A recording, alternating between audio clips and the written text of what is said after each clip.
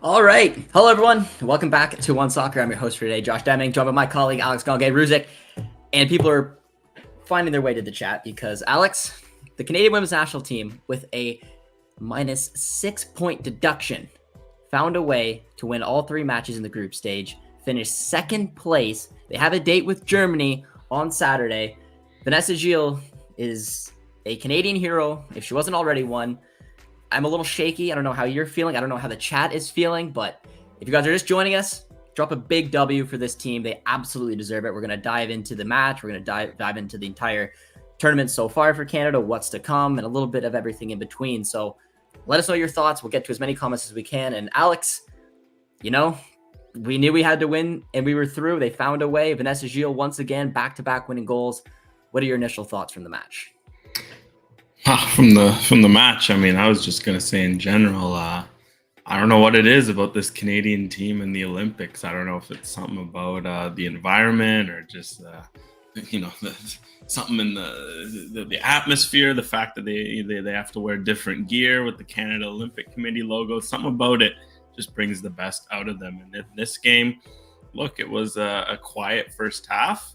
I thought it was a pretty good first half, but not for what they needed. They needed to win. They needed to get 3 points to go through. It was a good half if they needed a 0-0 to go through. They kept Colombia quiet, but then Canada woke up. They started to push, and eventually they got the goal. They locked it down. Overall, I mean, yeah, it wasn't maybe the most aesthetic or dominant win, but it was no nonsense, get the job done. And that exemplifies the group stage. 3 wins, 3 different examples of resilience, 2 comebacks, 1-0 win now against Colombia. Like, it was a very strong showing from this Canadian team, and now they're going to a quarterfinal of the Olympics against Germany. What a story. I love it. I absolutely love it. Sorry, I'm just trying to get the comments up here, guys. We fix it there at the end, but yes, I absolutely love it. Let's get into some of the comments quickly right away. I've got a few W's coming in. Let's go. Come on. History. Vanessa Gilles. I mean, do we move her striker, Alex? Is that what we have to do here when we're looking for a goal?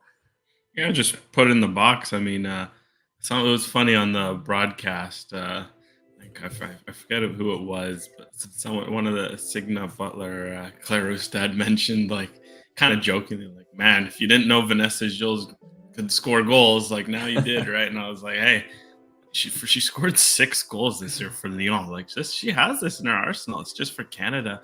They hadn't always gotten the most out of it, but it feels like the last 12 months they figured out you need a goal, put it on the golden head. I think it's Lindsay Horan dubbed Vanessa Gilles' head. And I think if she keeps scoring goals like this, that nickname is really going to start to stick, because my goodness, she just has such a nose for the ball in the box. And just for her to step up in this way, put in a shift defensively, let's pop up and score another big winner for your team. What a story that is from Vanessa Gilles. It really is. And this team is, I mean, I don't want to get too emotional, but I mean, this team is just incredible, Alex. And I don't know what it is with the Canadian women's national team and being at the Olympics. A lot of my memories growing up as a Canadian soccer fan started with what the many group of women have done at the Olympics, going from bronze to bronze, finding the gold. And then everything that this national team has been through, the frustrations, the anger, the sadness, anything that was unfair, they still find a way, even with a 6-point deduction, to make it out of the group stage. I can't imagine how hard that would be just mentally. Like, you don't get a chance all the time to go to an Olympics. There's a lot of newbies now on this team. This is their first Olympics for a few of them, and to have that opportunity potentially taken from them. And Vanessa Gilles, if you listen to her interview talking about how they're all crying and punching stuff and freaking out, and rightfully so. Like, the players didn't do anything wrong, and they were going to have this dream taken from them. And to overcome that, take on France, the host nation, second in the world, turn a comeback from 1-0 down to win it with a late Vanessa Gilles goal, and then go to Colombia knowing that they're a talented up-and-coming team, find a way once again to get the win, to put them through 9 for 9. They're probably emotionally drained, physically drained. I don't know how else I can praise this team. What they did, what this story is so incredible, and I just don't have the words for it, Alex. Yeah, I mean, it's resilience. It's perseverance. It's trying to overcome every obstacle and just not get down by it. you can only admire the way they tackled a challenge that could have easily sunk them, or they would have had every right to be frustrated with how everything had played out. And you know, they could almost argue too that from their perspective that were written off in the sense that their own staff didn't believe in them, into the sense that they went to go to extra means to gain an advantage.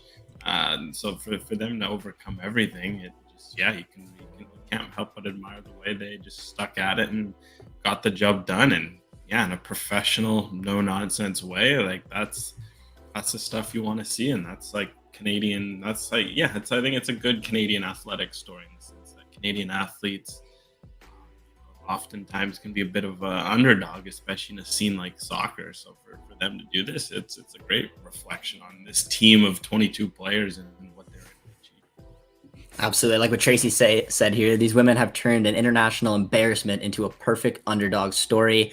I bet they will have more fans at the end of this. I think it's been a lot of fun ever since this news came out, that there's a lot of frustration from fans as well, but I saw a ton of people reach out and say, like, I feel for these players. I feel horrible for these players. This isn't fair to these players. We're going to back them. We're going to double down. We're going to show just, how much passion we really have for this team and for this sport. And I loved it from a lot of how the fans were feeling about the players. And then of course, how the players themselves reacted to it. It's incredible. And you can see it right here. All you guys tuning in for the post game here and show some love for these unbelievable women. It's really, really impressive. Well said, ladies. Let us know, guys, if you're just joining us on the stream today. Drop a like, drop a W in the chat, and let us know what your biggest takeaway of the match was. I wanted to spend about 10 minutes just kind of like relaxing a little bit, because I had the jitters before even coming on here. It was a very stressful end of the game. But Alex, let's focus a little bit just on the match itself. I'll pull up your takeaways tweet in a sec. But let's take a look at the beginning of the match, because I thought Canada came out pretty strong. I thought I liked a lot of what I saw. We can talk about the starting 11 too if you wanted, but I thought the end of the first half they kind of drifted away. It seemed like, I don't know if they're running out of energy or ideas, but then obviously that turned around in the second half. So what do you think changed from the end of that first half to the second half, where Canada eventually found their goal?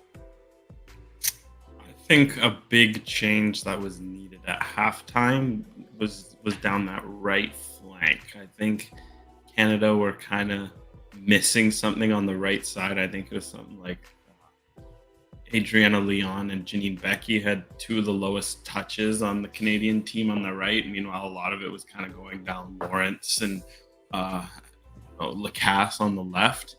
I think it was a big thing was something was needed on the right. And I think the fact that Nichelle Prince came in at halftime and brought something on the right flank really added a bit of a jolt to the game. So that was obviously a bit of a surprise decision, in the sense that I think who came off for Prince? I think it was Lacasse, right? Lacasse came off at the half.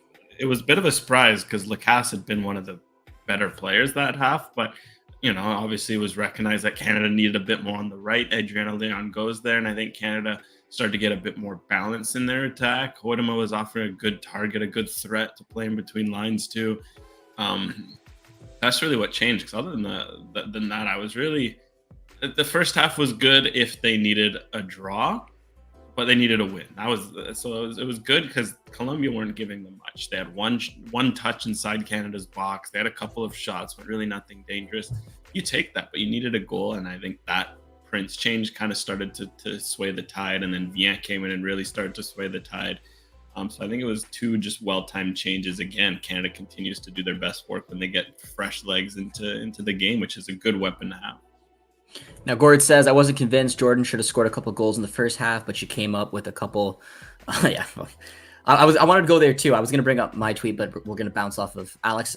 I thought Jordan had a pretty good game. I thought she looked pretty dangerous. And I put in my tweet, I said, in the second half, Hoytema looks dangerous. Set pieces could be key. Now, Jordan didn't obviously score the goal, but Vanessa Gilles came up big. We have some great players in terms of being able to get up and get ahead on something. Hoytema, Vanessa Gilles, Kadisha Buchanan come to mind, but the delivery from Jessie Fleming as well, as we have a few players that can put a ball in a box, and that is Jessie Fleming and Adriana Leon. So, Alex, what did you make of Heideman's performance, because I see here on one of your takeaways. I was a fan. I see a couple in the comments, maybe not so much, some questionable finishing, but I did think she had a strong game up front. And I thought she definitely brought something different to that front three.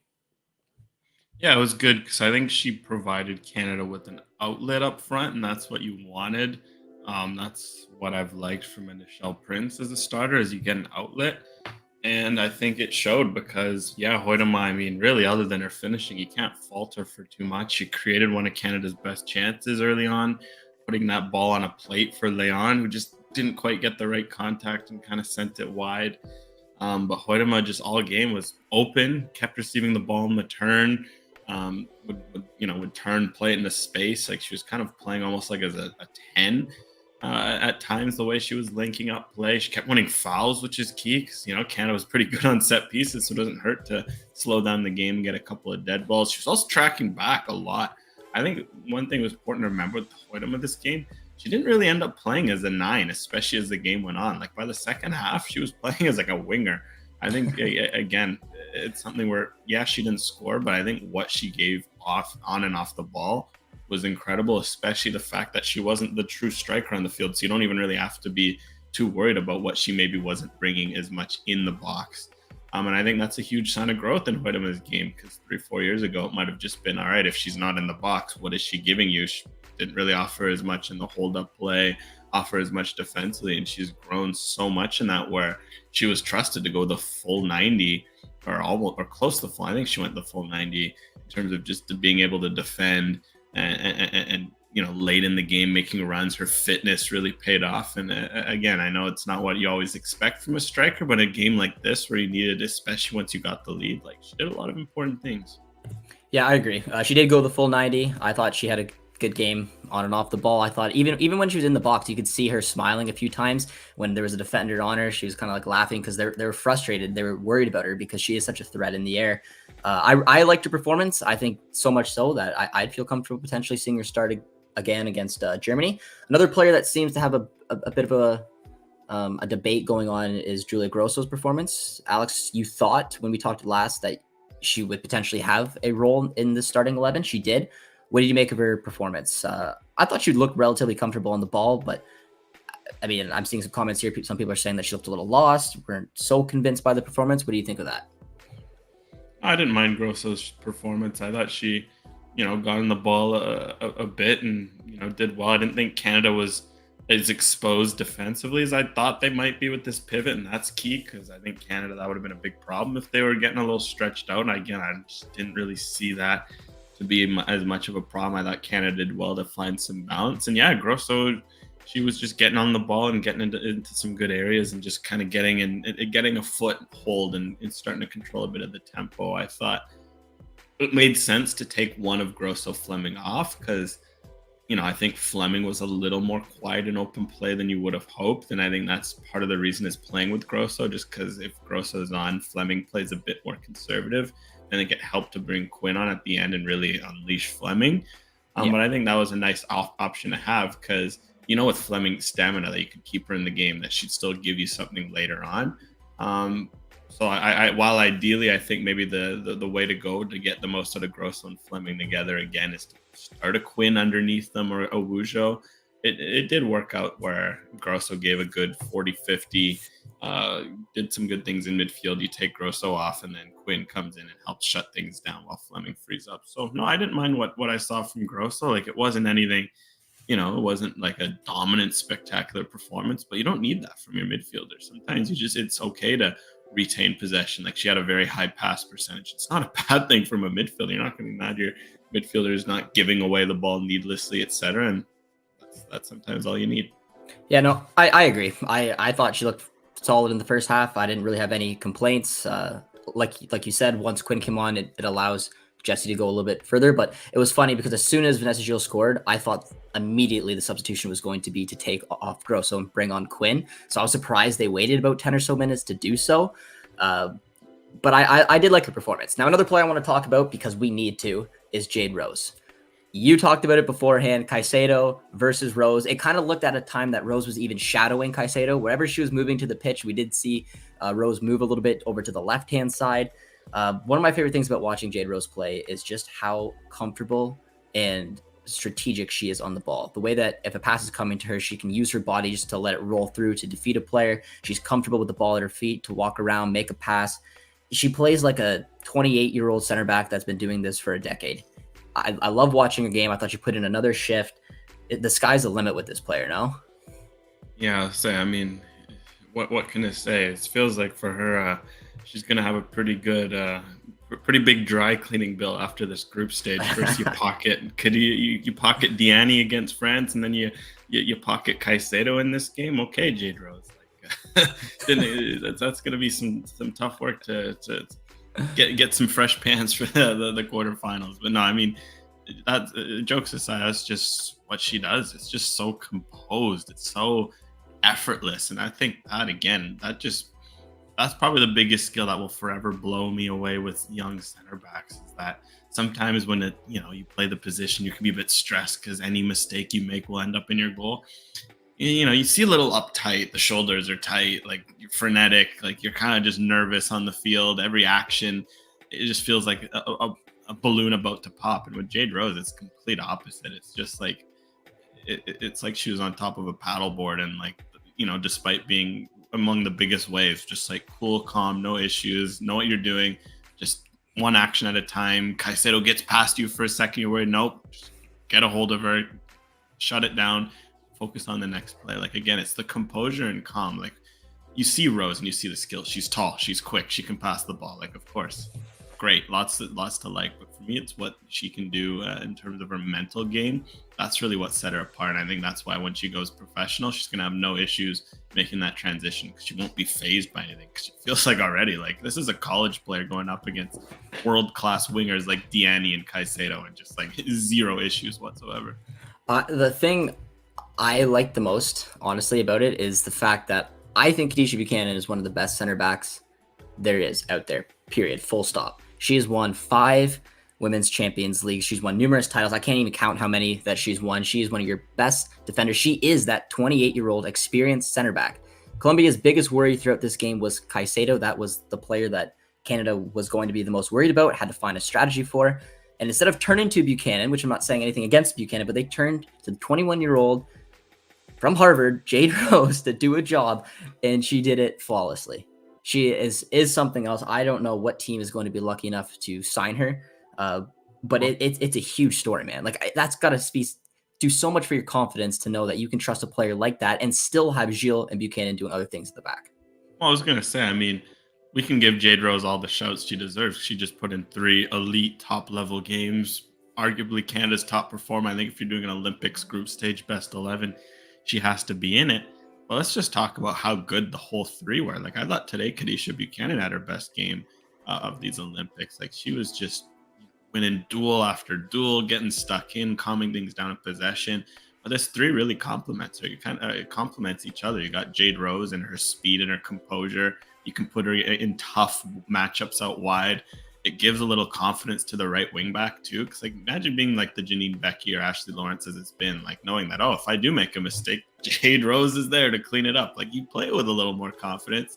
Then, of course, you have just Vanessa Gilles, the magnet in midfield, just hoovering up crosses, no issues, just an absolute fearless, machine in the box. And then you got Kadisha Buchanan on the other side, where, okay, maybe it's not as obvious as Jade Rose in 1v1s, but Kadisha Buchanan is no slouch in those battles. She's also a fighter. She's a competitor. There's something about that 3 where they all have got slightly different skills, and that all seems to fit in, where you kind of got one. They're just, it's all perfectly defined roles. And I think to Canada, it's led to a pretty strong group stage performance. Just 2 goals against. You can't really blame the defense for either, because one's off a set piece, which, again, that's more of the whole team, how they defend that. And then the other one was just a moment of magic from Katoto, who had 4 goals in the group stage. She's that good of a player. So Canada's back there really was a big storyline. It really was.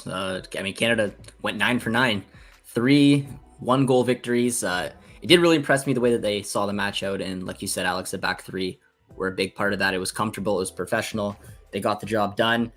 And I'm just going through a couple questions here, guys. We'll try to get to more questions. We're just kind of praising Jade Rose here. But if you guys have any questions, drop them in the chat. I'll try to get to as many as we can. And yeah, drop a like if you're in here. Fantastic performance from the women today. We've got a question coming in here from Nicholas that says, who is Fleming's ideal partner in the center mid? I like Fleming Awujo combination the most. Alex, try to take a look at this question and take a look at Germany. What would you like to see unleash Fleming? I like, if you're doing a three mid, if you're doing three in the midfield, I would like to see Quinn in there with probably Awujo, Fleming. If you're doing two, I think probably Quinn and Fleming. I don't know. That's kind of my thoughts. It's maybe a little harsh on Awujo, but what do you think? Yeah, it's a good question. I'll probably have more of an in-depth answer for Germany, but it seems like they've kind of struggled with speed. I mean, that's where the U.S. really torched them with their front three in the 4-1 loss to the U.S. and Germany appearing to go with a bit of a 4-4-2 in that game. So a bit lighter in midfield. I think that's kind of probably music to Canada's ears. They again went with the 4-4-2 in this game. Seeing that, I'd probably go Awujo Fleming if I'm looking at that combination, because I think Fleming Quinn is the most defensive in the sense that Fleming, you're getting a defensive work rate, but you're also getting offense. Quinn, you put in there, you're getting solid, no nonsense defending and some good passing. I think Awujo, you kind of get a bit more of a box to box while still being defensive responsible, and I think Grosso and Fleming is more you're not too worried about the transition threat. You're trying to go all out attack, and that's what Canada went today. So if I'm looking at the Germany game, I'm probably going Fleming, Awujo, or perhaps maybe Canada goes three in the midfield and tries to overwhelm Germany. I mean, they've had Alex Pop playing as a midfielder, and she's more of a striker naturally. So that's obviously been a bit of a position change. Maybe you just go three and you go Grosso, Fleming, Awujo, go super aggressive, go fire for fire. But I think based on the U.S. dominating with speed, I think maybe you're going for a front three of a Lacasse, Prince, and pick your third just to get a bit of speed and a bit of speed. Probably Leon, no? Yeah, I guess probably just go with that front three and then go back to. The thing is, again, the Olympics turnaround remains brutal. They play Saturday, so it's 2 days of rest. Hoytema's probably absolutely gassed after the shift she put in. Could be worth resting her, and we'll have to see who else is able to recover, because I thought it was interesting. Vanessa Gilles kind of ran out of steam at the end and had to be subbed out. I think hopefully that was just more all right, let's look ahead and she'll be ready. But definitely going to be some tired legs as well. We have to remember when picking a lineup for Saturday. Absolutely, and we probably will make a lineup at some point today, because I just like to. I put you on the spot all the time, Alex. Where you gotta think without doing your deep digging. But I appreciate your quick thoughts here. But all right, guys, keep getting in some comments. We got another one here, which I think Alex will have maybe an interesting take on. I'm assuming this means you meant to say VN. Thoughts on starting VN next game? I would say probably. If I say the speed, if Canada wants speed against Germany, VN is an in-behind threat. I think that could push that German backline. So again, it's 3 games in a row where you just bring VN on and you just get attacking impetus, you get energy, you get legs. I do wonder again, because Leon looked kind of leggy in this game. I wonder if you could also see Canada go screw it, all speed, go because Prince looked great on the right in this game. Go Prince, Lacasse, Vien, and just get speed, and then bring Leon, Hoytema on against tired legs. Right, you do have that flexibility in that as an option. No, you're. I don't know. I'm trying to get in Andy Spence's brain here. I don't know. I feel like they're gonna. If I had to put money on it, I feel like he would go. I don't think you're gonna bench it, but just no. No, it is. I mean, you're a big fan of Vienna as well, and obviously, she's had an incredible season. She's scored a beautiful goal in this tournament. I don't know what it is. She brings something off the bench, and I just feel like Andy's probably going to stick to the front three. But who knows? I mean, there's a bit of a shakeup to this starting 11. It was a little bit different from the France game, so he doesn't seem like he's overly afraid to make those type of changes. So I mean, it wouldn't be out of the question. A question mark we did have was Janine Becky, who came into the starting 11, went to right wing back, moved Lawrence over to left wing back. What'd you make of her performance? Because I thought she's been great all tournament long. I thought it was surprising she didn't honestly start, wasn't in the starting 11 pretty much throughout the tournament right now. And so the fact that she started this game looks so good. I'd probably look to start her again. She did go 85 minutes. So if we're looking at maybe managing minutes. Maybe it's difficult to start her again, but I really like what she brought. Yeah, it'll be a good question. I thought she grew into the game again. I felt in the first half they didn't get her involved enough, and I think things kind of went better when Becky and Prince started to link up. I kind of like that combination, that duo, and maybe it's a reason to look at that. Although we'll have to see what Ashley Lawrence is capable of doing. I thought today was a better game. Interestingly, I feel like maybe for whatever reason the left seemed to suit her better in this game than the right. But then you have a fresh Gabby Carl who you might just need with all the fitness concerns or tired legs. Because Fleming is pretty much just not come off the field. I don't think that'll change. Alongside Fleming, that should be fresh, but out wide, yeah, Lawrence has played some heavy minutes. So will she be able to go again? Plus, Lawrence is on a yellow. Those all reset after the quarterfinals. What to do? Of course, I think Buchanan you can trust enough not to get a yellow, but and I think there's a couple other Canadians yellows. Leon got one too. That'll be something to watch out for as well. And was Buchanan on one too? She was already on one. Yeah, she was on one. Okay, yeah. So we have three players that are on yellows. Yeah. Then is that the math is correct? Yeah, that'll be difficult. Let's put Vanessa Gilles to striker. I mean, at this point, we might as well. But Leon's card was Bull. Not a big fan there. Keep the system, Patrick says.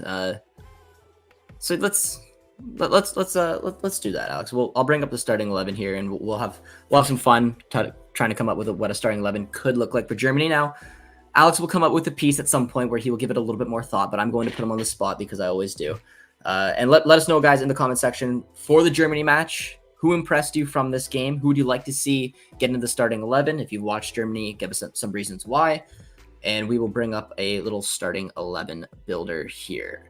So, Alex, I guess just right off the bat, we're not touching the back four.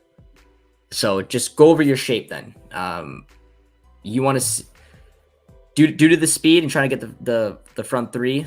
That basically means we're going to be playing a 3-4-3, correct? That's what you kind of expecting to see. That's where 3-4-3, especially if Germany's playing a true pivot. I mean, I'll have a look.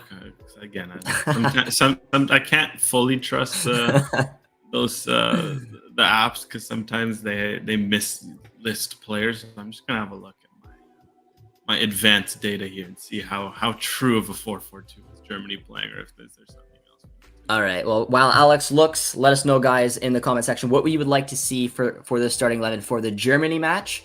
I'll go through a couple and I'll try filling it in. More than likely, we will see a 3-5-2 or a 3-4-3. My guess would be a 3-4-3 for some of the reasons that Alex touched on. The fact that three in the midfield. I'd like to know Alex's starting 11. All right, so let's build it out. So let us know which ones you would like to see. And I'm going to move this around to the three at the back. I believe the back four will stay exactly the same. Unless there's a knock for any of those players, they're almost irreplaceable, the three of them. They came off a very impressive performance. Sheridan will be the keeper. Gilles through the middle of the back three. Buchanan to the left, and Jade Rose to the right. We'll have our wing backs. We will have unless Alex tells me differently, I'm going to build this with the two midfielders. Yep. No, this works. Germany has been playing a 4-4-2, and it makes sense because one of their key midfielders before the tournament, Oberdorf, was ruled out with a major injury. So that would explain why they've kind of been a little lighter. Usually they like to play a 4-2-3-1, push Pop higher up the field.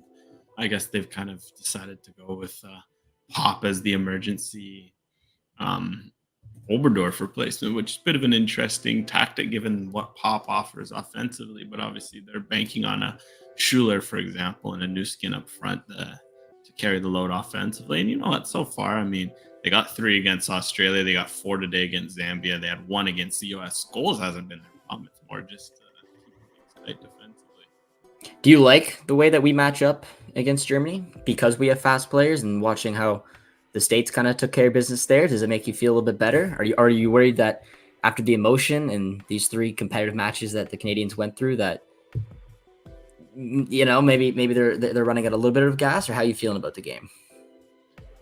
Yeah, we'll have to see. Because again, Germany, I think because of some of the injuries, they've been playing a bit more like defend and hit and transition, which has been Canada's weakness. But then again, Canada went up against three teams that like to counterattack and survived each test. So I don't know if I think that's thanks to like Jade Rose, who is just like such a good weapon to have against the counterattack. But yeah, I think Canada matches relatively well against Germany. I'm not looking at here and seeing any like glaring matchups. Like, of course, it'll be tough to defend the German front too. There's a lot of quality there, and we'll have to see what Canada can bring offensively because it's going to take speed to break that back line. Because if not, Germany, I mean, they did keep Australia to a clean sheet, so that's never easy. Even if Australia's missing some key offensive pieces, so I'd say they match up relatively. Beautiful. And we actually got a starting 11 given here, Alex. So let's take a look at it. Sheridan, Rose, Buchanan, Gilles. Lawrence, Lacasse will be down the flanks. Or no. Lawrence, Becky down the flanks. Quinn, Fleming in the middle. Lacasse, Leon. That's basically the starting 11 I would probably build if it was me. I don't know. I think if at least we're looking at it. Yeah, I think that's pretty much. You're putting Wujo in? Honestly, I could see that. I'd say from this perspective, given the nature of the game, Quinn makes sense. And I'd say, yeah, that's pretty much, other than potentially an Evelyn Viens as an option, I'd say that's pretty close to it. All right. I'll build that out there. We'll get into a few more comments. Maybe cheers, gents. Not a problem. Yeah, no, not a problem. I appreciate the starting 11. It's actually the same starting 11 that we are going to build. Robert says, regardless of the shape, it's going to look a lot different because in this game, Jade Rose basically a woman Mark Caicedo. Yeah, I mean, she did. It was flexible, right? It was her and Buchanan would just, which again is a luxury you can have when you have outside center backs. You don't need to stick one in a certain position, especially when they're both right-footed. So there's always going to be someone who's a bit uncomfortable on the left. Absolutely. Mossport says Awujo, Quinn, Grosso, Becky, pick two basically, eh? Well, I feel like when every time we've looked at a potential starting 11 throughout the entirety of this tournament so far, a few question marks come down the left-hand side because Gabby Carl had a really strong start to this tournament. Where to put Ashley Lawrence down the right or the left, and then the front three, there's a lot of options. We have players that can perform coming off the bench. We have players that can come in depending on what the game is asking. Similar to this Germany match, we could have a lot of speed up front. There's then the midfield duo. How do you unleash Jessie Fleming? I think Quinn usually is the answer to that. Do you play three? I think those are some of the bigger question marks throughout this lineup. But for the most part, I think that this is probably pretty good. But Alex, what did you make of Andy Spence and his performance as a coach? I mean, he's been 2 matches now, 2 wins. He's got his team 2 3 even. He was on the or bench 3. Yeah, yes. I was picturing when Bev was it. Yeah, 3 matches. He's 3 from 3 right now. So I mean, I don't think he could have got off to a better start. And the thing I think I've liked the most about him is the fact that he has really played with this team. We've seen a couple different shapes. We've seen some different players. It doesn't seem like he's afraid. I mean, Adriana Leon was one of the best and most informed players leading into this tournament. I really question whether we would really see her benched. Clearly, he had no problems doing that. What have you made of his short tenure so far? Yeah, I mean, not much to say, and I think that's a good thing. I don't think he's made any egregious wrong mistakes, and for most part in games, if there's things they haven't liked from the start, it's been unafraid to go to the bench and shake things up. So yeah, I think overall, all things considered, you take that, and lots to like. And I thought Canada looked brighter today from the start, and that was a key issue they had in their first 2 games. So again, it's showing a good sign of correcting things. Now I'm just curious to see what this 4th game yields, because it's if the one thing that maybe, and again, I think this is out of control because of the point deduction, because the fact that Canada got 6 out of 6 points, that would have like all but guaranteed them to win the group, right? Heading into game 3. So they could have rested a lot of players that they just didn't have that luxury because they needed to win all 3 games. So I'd say that's the one worry. It's just like legs are tired, and I'm very fascinated to know how he manages it, because he's lucky that a Jessie Fleming feels like she could just run all year and never get tired, cross country lung just seems to pay off in tournaments like this, where it's just like 90, 90, 90, 90, 120. Never seems to get tired, but obviously everyone around her doesn't have that same luxury. But at the same time, there has been a bit of rotation where the same midfielder alongside her has never started 2 games in a row. That Becky has been eased in. The front 3 is constantly changing. It's just really Lawrence of the other question mark in terms of fitness. So all things considered, Andy Smith's been in a pretty good position. I think so too, but this is the starting 11 we did build it took me a while to get there because I was just trying to get to the chat, but we built the 3-4-3 system. Sheridan is the keeper, Rose, Gilles, and Buchanan is the 3 center backs, Becky at right wing back, Lawrence at left wing back, Quinn Fleming as the 2 central midfielders, Adrian and Leon down the right, Lacasse down the left, and Prince up front as the striker, utilizing some pace there. And we have a comment from Robert that says, I would prefer to see Lawrence back on the right, which means that Becky doesn't start and Carl does. I don't know. I'm torn. I feel like I would like to find a way to get Becky into this starting 11, and I believe that's down the right hand side, which means that Lawrence goes over to the left. Although I have liked Carl's performance when I've seen her so far this tournament, I would stick with this one if it was me. But I both options are good, and that's key to the depth. Maybe the fact that Lawrence has got some minutes under her belt could play a part in that, and is on a yellow like Alex talked about. And Alex, again, before we talked before this game, you thought maybe there's a chance that Lawrence could be rested and we could see Becky down the right and Carl down the left. Think there's any chance that we would see that in a quarterfinal? I probably think we see Lawrence, but Carl's the wild card to watch because I think she could have some value in this game. She had 2 good starts, gets a bit of rest, comes in, helps shut down the game. You can't help but look at it, especially that, again, it gives you the idea of, you can bring a Becky in. It depends, I guess, what you feel this game will need. If you want a bit more solidity from the start, you go Carl and Lawrence. And I think that's a bit more defensive. If you want punch, if you feel like you're going to need to hit the game from the front foot, then you go Becky. I think it's just really going to be circumstantial at the end of the day. All right, Alex. So we celebrated. We talked about some of the fantastic stories that happened throughout this match. Canada overcoming a 6-point deduction, somehow finished second place, which is just incredible. We have a date against Germany, a game that I think this Canadian team will back themselves to win. There was a comment in here. I think I lost it, but no, there it is. No one wants to play Canada. I mean, and why would you? This disaster, this nightmare for players and fans turned into be an unbelievable underdog story. And this team is just growing closer and closer, and they probably feel unstoppable. They were put way behind the 8 ball with this deduction. All they needed to do now to have a chance was get out of the group. They did so. So now this is a fast-moving train right now. With all that being said, though, we skipped over what happened earlier today with the deduction and some things that came out. So we will backtrack a little bit and kind of talk about what happened this morning, where Canada did appeal for the 6-point deduction. It could have obviously changed. Even if it was reduced to a 3-point deduction, that would have guaranteed Canada finishing first in this group. And I'm going to pull up Ben Steiner's post here in a sec, just kind of going over what happened, and that it was, I mean, it's the Olympics, so he tweets a lot. I need a couple minutes here to probably find his thing, but he talked about that they basically doubled down and showed why we are getting the 6-point deduction, and that they did not want to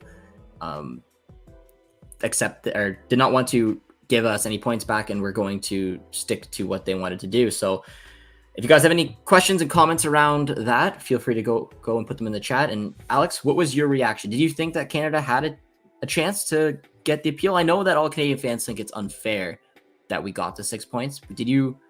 Because I didn't think we were going to get no points, but I thought there was maybe a chance we would get 3 points back. What were your thoughts before you heard the news break today?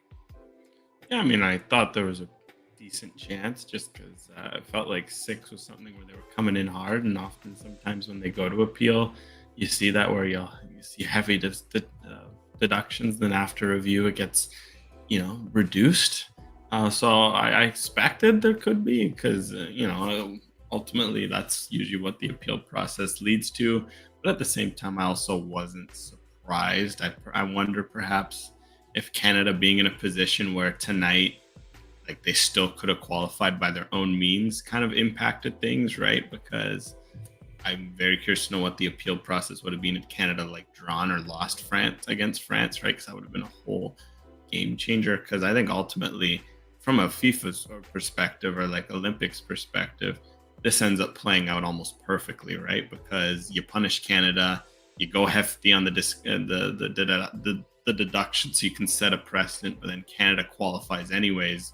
And from the players' perspective, this is a good like, look, we didn't need to be doing all this. We're confident in our abilities as players. So I'd say it ultimately ended up as a win-win, but of course you can't imagine they were planning that. So I wondered if there was a chance it could be reduced upon appeal. All right, let's see what some of you guys think as well. 6 points was right. If the decision had been reversed, there would be less goodwill globally. They did it anyway. Yeah, it kind of goes to what Alex was saying, is they gave a harsh punishment, and Canada almost like it's no harm, no foul, almost, because they still could have or would have topped the group. The 6 points is not unfair, especially after seeing parts of the spying emails. Yeah, that's where we're gonna go next. I can't believe Priestman actually emailed the HR rep to see. Okay, Well, let's yeah, go ahead, Alex. well, I think one point where I find interesting on all this is, again, I feel like the punishment again. Because I read through. Interested. This report was around last night. I don't know if there's anything updated because I read the same report yesterday. So I don't know if it was just like, waiting out there. It got tweeted out this morning. But I was reading it yesterday, and like kind of what stood out is that a lot of it, again, there was nothing mentioning that players were implicated in this. This was a purely staff driven. It unfortunately, didn't reflect too great on Bev Priestman, the emails that were included, and the whole situation. What that says to me is that a lot of this was, ultimately the individuals responsible. I feel like the punishment of sending them home and banning them for a year, that makes sense. Why would you go 6 points away from a tournament where they're no longer implicated? Because I think that's where, again, yes, even if it's systematic, there are ways to go after the federation and go after those who are responsible for the systematic problems without punishing the players themselves. So at the end of the day, as clear as day, they easily could have been like, oh, we back our coach and we feel like she's been wrongly done. No, they've been pretty clear that this is embarrassing, this is emotional for us, we don't like this. It's clear that the players didn't want this. And again, there's always the argument of, oh, well, the players could have benefited from this, they could have known. Even if they did, then there's the reality that there's the player-coach relationship, the balance of power, where ultimately when a coach technically holds power of calling you up and things like that, it can be tough for an athlete to speak out if they're against this and they go, try to call out the coach, they could easily lose their spot in the national team. And that's, again, where the power balance comes into play, where, again, I just felt like a lot of the punishments leaned too far from the individuals implicated in the systematic nature of it and kind of leaned a bit heavy on the player. So that's kind of how I found these emails didn't really change my mind on that regard. No, that was well said, Alex. And I agree. And I think that's a reason a lot of the Canadian fans out there think that it's too harsh of a penalty. No one out there, and when it was first released and people were complaining, but no one out there is saying that Canada does not deserve to be punished. I agree with what you're saying. This has been going on for a while. Obviously, it could be linked back to Herdman when he was in charge of the women's national team over to the men, what Priestman learned from Herdman, and that this practice has been going on for a long time. Whether the players know or don't know, I guess we will never know, but it just seemed unfair, the fact that, you gave this big fine, you sent 3 coaches home, Bev's out right now, suspended for a year, and then you still tried your almost hardest to eliminate the Canadian women's national team. And the fact that they went on this incredible run kind of saved that, and it felt harsh. And fortunately for the women, that they came together, picked up all 3 points, and now all of a sudden this country loves them even more. Like, that's the reason it turned to this just ugly disaster, which it still, it still is. We're not going to pretend that we aren't going through something, but I think the women did everything to build a lot of goodwill and show that hey, we can come together when we need to. We've done so before. We're going for our 4th consecutive medal. It's still alive. It's quite the story. It's actually an insane story. And I don't know what it's going to mean going forward. I don't know, Alex, if you want to dive into what you think would happen in terms of maybe the people with the women's national team. Bev's out for a year. I can't imagine a scenario where she comes back at all. But it might be an opportunity for I mean, a little bit of cleaning house might go down, not just with the women's national team. I mean, the men obviously got Jesse Marsh, who's doing an incredible job, and we've seen his statements in regards to maybe using drones. But what are your thoughts on that, just throughout the entire program itself? Yeah, it's going to be a fascinating stretch because if Canada brings in a new coach, this new coach is going to have a great 3 years ahead of 2027 World Cup, where clearly this group is talented because they had their coach and removed. They had a huge kind of scandal hanging over their heads, and they had to, all right, go out 9 points out of 9, go beat the host. Like that's a pretty talented group, and I think it's been nice to see because especially the last 2-3 years, we've been saying like, this is one of the best versions of this team we've ever seen. But due to a multitude of factors, be it off the field or just the catching up of the game globally, we haven't seen the best version of these players. And we've finally started to see it in this tournament in a moment of adversity that it shows that, okay, this can be special. So I think I'll be curious because, yeah, I think it's something where I feel like this is an opportunity to clean house. It's even like when, now that you look back in hindsight, like at the time, it was tough to lose a John Herdman, in at least August 2023. I think you saw most of the reaction. Oh, this is a huge step backwards. This is a huge loss. But sometimes you need to take a step forward because then it leads to a Jesse Marsh coming in, and he's obviously brought some good change to the men's side. So yeah, you can't help but look at the women's team, especially that they have these 3 years where it's heading into a key World Cup. You've got time to build some momentum. You're clearly a strong team that can compete at the upper echelon of the women's game. If you can bring in the right faces and clear house, I guess that kind of goes to the program as a whole. This is something where for Kevin Blue, of course, it's not any sort of scenario he would have liked to imagine coming in. He's already had to deal with his fair share of chaos as CEO, but now this kind of offers him with the chance to continue to put his stamp on things and ultimately create a healthier men's and women's national team program, which is the goal ahead of 2026, because 2026 feels like it's going to be a big catalyst for a lot of change. Because theoretically, if all goes well by 2026, Canada will have a healthy men's and women's program. They'll have 2 domestic leagues, the CPL and the NSL. They'll have just hosted a men's World Cup and gotten a pretty significant financial windfall and interest in the game. Like if they get these next 2 years right, 2026 could absolutely be a stick of dynamite for the growth of the game in this country. So, and while of course a lot of that's been focused on the men's side because it is a men's World Cup, don't think for a second that the women's program should be forgotten in this, because I think the NSL and the women's national team could absolutely benefit from any boost that's given that tournament. I'm going to piggyback off of that, Alex, and double down as well and say that Kevin Blue's got quite the job on his hands. And from bringing in Jesse Marsh and listening to Jesse talk about, what it was like to be recruited by Blue was incredible. And now he goes into a Copa America and just, again, we're talking about goodwill, brings in so much excitement and so much love for this men's national team because of that run, finishing 4th at Copa America. Now he's got a big decision to do with the women. And there needs to be changes behind the scenes. I'm seeing a couple questions here saying, if Spence goes ahead and I don't know if he goes on a deep run in this tournament or not. I think he's probably too close to the situation to maybe give him a role going forward. I wish him the best throughout this tournament, but we're talking about cleaning house. Kevin Blue has to come in and find the right people the same way he did with Jesse Marsh. And then it goes down the program as well. We just watched the U20s last night. I won't dive too much into that, but the fact that this team is filled with talent, I think qualifying for a U20 World Cup would have done a lot of good. We were right there. We had a team good enough to do so. Yes, the referee kind of blew that, but the reaction was super disappointing from the coaches, from the players. There was no composure. It's like a bunch of 17-year-old high school kids who haven't been in a situation like this, which is not the case.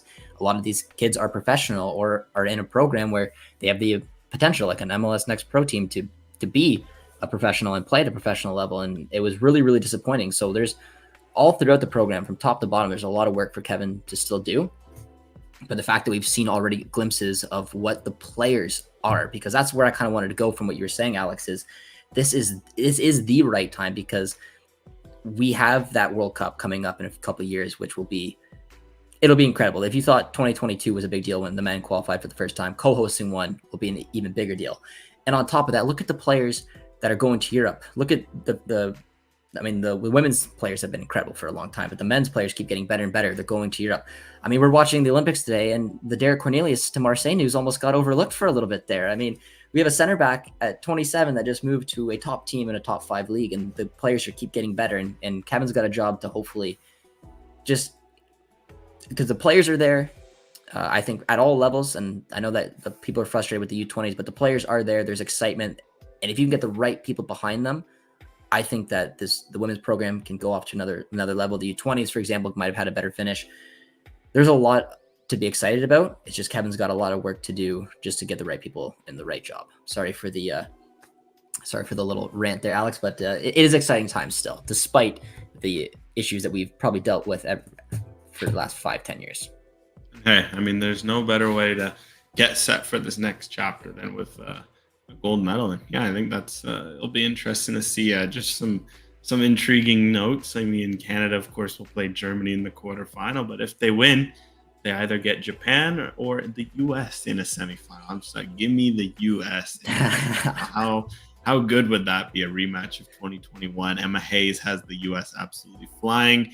Canada, of course, as well, going 9 for 9 in their group. That could be quite the matchup and quite the storyline, a bit of a CONCACAF rematch. Because, yeah, for these group of players, I think it would be great for them to reach another medal round. So, yeah, Canada-Germany on Saturday is going to be such an exciting game. And then, I don't know, it feels something where with this Canadian team's history in the Olympics, things are set up where it feels like they've got a good chance to make the semifinals, and we'll see if they can get it over the line. Just why would you not back a team that got out of the group with a -6 deduction? I mean, and then plus the history that they've just had over the past few years, it almost seems like destiny to have another match against the U.S. If I'm being completely honest, it has to be. There's just something about Canada versus the United States at the Olympics, and like you said, Alex, I'm here for it, but I think this team is going to be followed very closely. This is incredible. I can't think of another tournament at club level or international level where there's been points deduction. There probably is, but I mean, I can't think of one. Can you? I've never seen something like this before. Points deduction over a 38-game season can be difficult, let alone over 3 in a group stage, and to have 6 taken away from you. It's still to get out. I don't know. I still can't get over how really incredible this story is, and the Canadians, they're alive. They don't need to worry about it anymore. There's no deductions coming at them. Focus in a on the knockout football. match. It's one Right? knockout, 90 minutes, potentially 30 of extra time. That's what you ultimately wanted at all costs, was get to the knockouts. And the fact is, just some context. I went back. This is just the second time ever in a major tournament that Canada, major tournament being Olympics, World Cup, that Canada's even gone 9 for 9. The other time was 2016 at the Rio Games. They went 9 for 9 in their group stage, of course, won their quarterfinal, but then fell in the semis and went to the bronze medal match. So this is something where, for this Canadian team, this was a pretty historic performance, because historically they haven't always been the strongest in group stages. They usually do enough to get out, but typically at World Cups, Olympics, they're a team that gets 4 or 5. It's rare, sometimes 7 points in a group stage. They're not a team that goes out and get 9. They're a team that gets better at the knockout stages come around. I think that's exciting, because all tournament long, they've had to play for wins. They've had to play for 3 wins, and ultimately they got it. But let's be real. This is a team that is way at their best when they know how to close out a game and shut down a game and lock things up. Like New Zealand, they gave them nothing. Colombia, they gave them nothing. France, well, they didn't have a chance to lock down the game because they scored so late, but hey, they kept France off the board for 100 and so minutes. It is nice to know that heading into a knockout game, this is their bread and butter. This is what they're best at, and it feels like we could even see another level to this Canadian team.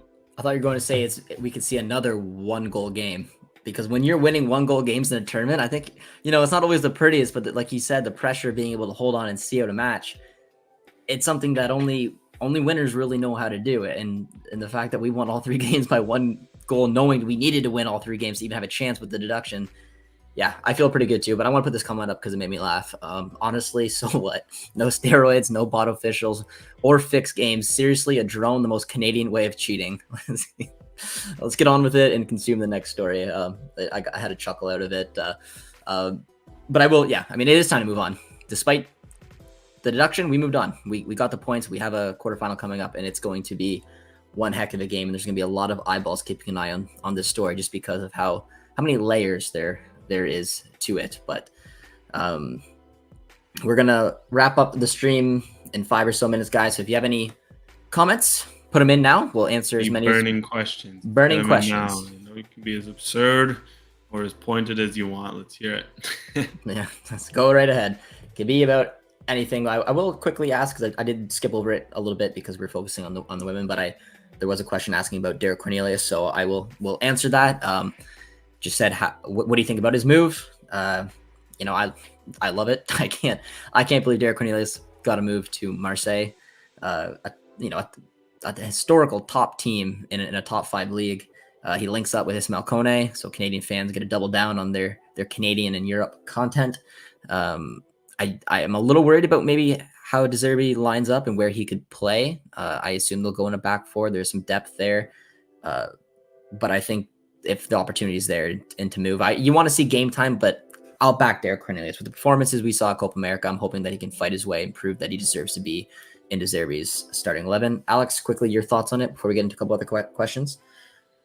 Yeah, no, I think this was a good move for Cornelius. I mean, it's exciting with De Zerbi in the project there for reasons we outlined when Ismail Kone made the move to Marseille. And yeah, for Cornelius, we've mentioned Ligue 1 is a great spot for center backs to go and learn. It's a league where there's a lot of technical skill, but there's also a lot of physical skill. So you're going to be tested in a multitude of ways, which Cornelius will see. You can only help but be encouraged by what this move can offer. And that's great from a Canadian perspective. You get to see, you get a double dip, 2 for 1. And man, if more Canadians go to Ligue 1, like, it's nice to know that when Auxerre plays Marseille, we'll be triple dipping. And who knows, maybe we'll get some. Theobert scored today. Exactly. He scored for Auxerre in the friendly, so that's exciting. So yeah, Ligue 1, let's keep an eye on that circuit. It's great. And yeah, it's cool to think that, of course, we'll see what happens with Moise Bombito, but to think that of this Canadian back of Jesse Marsh's preferred 11, that like Alistair Johnston at a Celtic, Bombito, we'll see where he lands. Cornelius, Marseille, crazy to say. Davies, Bayern or Real. Kone, Marseille. Eustachio, Porto. We'll see what happens there. You got Buchanan at Inter. Laren David in top 5 leagues. We'll see where David lands. Like, this has been what Canada's been pushing for a while, where before it was just kind of like David and Davies carrying that torch in top leagues. It's great to see the guys step up and to see for teams to realize that, yeah, you can get bargains like Derek Cornelius for less than $5 million. Which will hopefully end up being a steal for Marseille. At least I believe it will be. I'll say one more thing, and then I have a little rapid fire questions for Alex here towards the end. I think we all know at a World Cup or a big major tournament, there's an opportunity for players to have a lot of eyeballs on them and get big moves. That's not new information. It happens all the time. It happened to Canada, Tajon Buchanan, Alistair Johnston, 2 great examples. It's why it's so important to go to a tournament like this at Copa America. And remember, Canada had to do it the hard way to qualify there. Going into the tournament, if you could say, Josh, I want you to pick 2 players to get a move to Europe. Out of this starting 11 that Jesse Marsh went with, I would have looked at the 2 center backs. I'm like, get these guys to top 5 leagues. They both had incredible tournaments. Derek Cornelius just landed a move to Marseille. Hopefully Bombito's up next. And all of a sudden, where a bit of a worry in that center back position was throughout 2023, there's an opportunity that we have 2 players, or 2 starting center backs playing in a top 5 league. I really hope it happens. And by the reports, it seems like there's probably a pretty good chance that Bombito could end up in Liga, and among other players that could get moves as well. Lots of rumors going around because the Canadians obviously went to a tournament that they've never been into before, and they impressed. All right, Alex, to end off the episode, you're going to give me a bunch of one-word answers because the chat did me a favor here and good questions. I saw a few of them. Yeah, lined them up. So you're not no explaining, no nothing. One-word answers. I'm going to rapid fire you some questions. I just need to find where it began. All right, I'm going to try my quickest to do this. Are you ready? Let's do it. All right. Yes or no? Is Vanessa Gilles the best center back in the region? Yes. Okay, yeah, I like it. Let's go in. Okay, quick one. All right. What place will Canada finish at this Olympics? Second. Give me a percentage of Canada from 0 to 100 of Canada winning gold. Let's say 22%. That's all right. It's all right. All right. In terms of a rating between 1 and 10, how would you rate Cornelius to Marseille? 9. 9. All right. And the final one. Give me one word to describe this run for Canada so far. Perseverant. I think you nailed it. I think you nailed it, my friend. All right, ladies and gentlemen, that is all for today's stream. I really hope you guys enjoyed it. I hope you guys are excited for Saturday. I've had a lot of fun. I've had a lot of emotions throughout this tournament so far, but when everyone just kind of put their heads down and focused on the football and saw what this team was able to do, it is a heck of a story. I'm excited to see the way it plays out. And there's just something about this Canadian team at the Olympics, and we all know that. So I really hope you guys enjoy it. I hope Alex does as well. I'll see him soon. Appreciate him coming on for the stream. Drop a like on the stream on your guys' way out. Drop a sub if you're new around here, and we will see you guys soon. Cheers, friends.